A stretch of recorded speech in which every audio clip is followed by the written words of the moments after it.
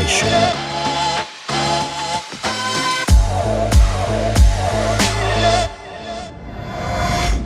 I was gisting with my wife a few weeks ago and I was talking about how stuck I was musically. And she was asking me, what do you mean by being stuck? And I was speaking about my inspiration, how I get inspired. I was having a tough time balancing teachings of the word and my inspiration. And she said, perhaps the problem was that I was trying to be religious. And I asked her why. And she said, it seems that our music is always one-sided.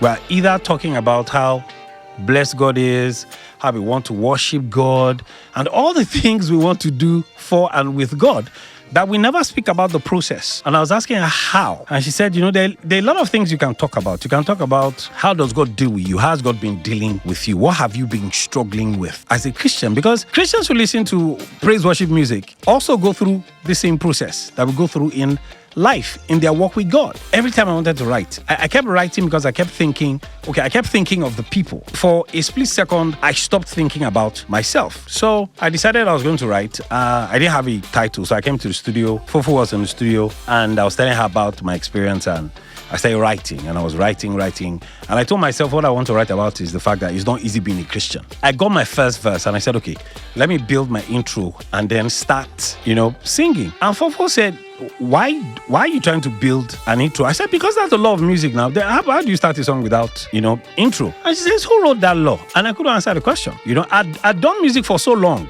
that I had gotten used to a system of writing and producing. And I said, well, what you're saying sounds risky, but let me give it a try. So the song starts immediately with the verse. And it sounded good. And I was like, it's good to listen to people, I've been into the industry for over 28 years, but I don't know it all. And here is Fofo giving me an advice, and I was humble enough to take a counsel, and it worked, So as a musician, I learned to listen to people who are not necessarily even musical, So I keep writing, and I'm thinking to myself, okay, I think my chorus, I want IBK to sing my chorus. Yes, because there's just something about IBK's voice. If you've ever heard IBK sing, then you'd understand what I'm saying. There's something about her style of singing, how she sings with conviction.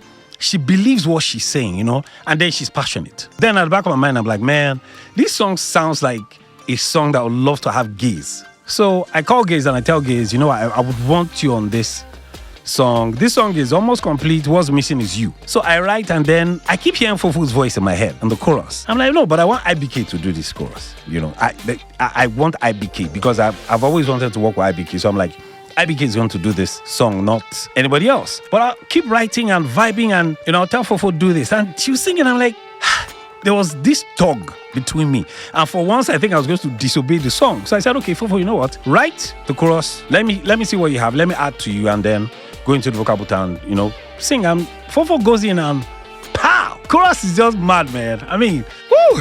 It was so on point. And I said, okay, so we have a chorus. So what's remaining is Gaise. So eventually Gaise comes to the studio, and, I play him the song. If you know Gaise Baba very well, he's very different. His approach to music is almost very personal. He doesn't write esoterically. He likes to write from experience. So I gisted him. I said, this is what this song is about. I was like, okay, that's a bit edgy though, but let's do this. When it was time for him to voice, he was equally alluring to watch, and we almost sort of had this vibe at the back of our heads that we wanted this thing to be experiential knowledge, not just singing Christian lyrics. And one thing I've come to learn is when you're featuring somebody on your song, be humble enough to give them space to do what they have to do.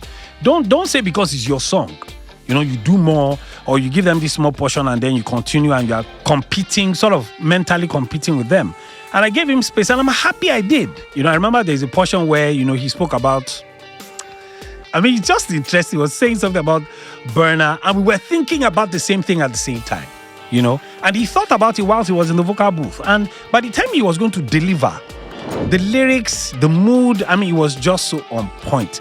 This is, the way I feel about the song is the same way I felt when I was writing Twali. The most important thing is I'm able to write from my experience. And some of us struggle with that. Some of us want to write from our experience, but we're thinking commerciality. Will it sell? Will people buy it? No, sometimes don't put yourself under that pressure of will they buy it or they won't buy it. Born buying. Be true to the craft. Be true to the inspiration behind the song, And by the time we were done, The flavor was too much. I'm sure I've played E NO EAZI nothing less than about 60 times. I'm not kidding. I mean, once you listen to the song, first thing you do is you're going to start dancing. You're going to start vibing. But after a while, the vibe will expire and you'll be forced to listen to the lyrics. And somewhere in there, towards the end of the song, thank God I didn't forget, Shalom, Oluwa Shalom was in the studio. And I heard her voice in the song. And I said, you know what, Shalom, go into the vocal booth, sing these lines. And she went in and what makes music perfect is when you know what to put where. It's not about you taking glory. The beauty of, so this is the first time I'm gonna have 4 people on one song. Four people. I mean, so try and imagine how it sounds. Trust me when I tell you, I'm loving this song already. I can't wait for you guys to hear it. Honestly speaking, it's a vibe.